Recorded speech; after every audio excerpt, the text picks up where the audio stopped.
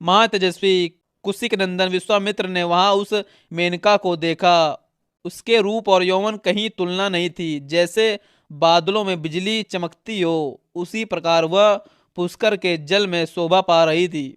उसे देखकर विश्वामित्र मुनि काम के अधीन हो गए और उससे इस प्रकार बोले, अप्सरा, तेरा स्वागत है। तू मेरे इस आश्रम में निवास कर। तेरा भला हो, मैं काम से मोहित हो रहा हूँ, मुझ पर कृपा कर।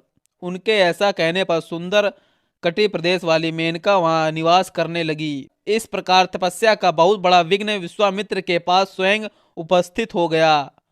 रघुनंदन मेनका को विश्वामित्र के उस सौम्य आश्रम पर रहते हुए 10 वर्ष बड़े सुख से बीते।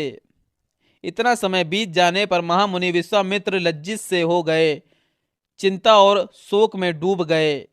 रघुनंदन मुनि के मन में रोष पूर्वक ये विचार उत्पन्न हुआ कि ये सब देवताओं की करतूत है। उन्होंने हमारी तपस्या का अपहरण करने के लिए ये महान प्रयास किया है। मैं काम जनित मोह से ऐसा आक्रांत हो गया कि मेरे 10 वर्ष एक दिन रात के समान बीत गए।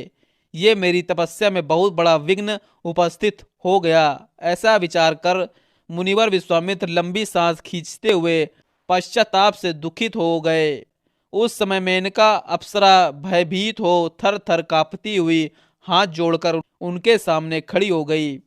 उसकी ओर देखकर कुशिक नंदन विश्वामित्र ने मधुर वचनों द्वारा उसे विदा कर दिया और स्वयं वे उत्तर पर्वत हिमालय पर चले गए।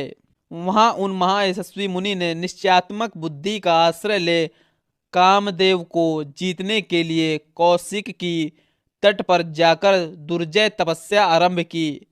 श्री राम वहां उत्तर पर्वत पर 1000 वर्ष तक घोर तपस्या में लगे हुए विश्वामित्र से देवताओं को बड़ा भय हुआ।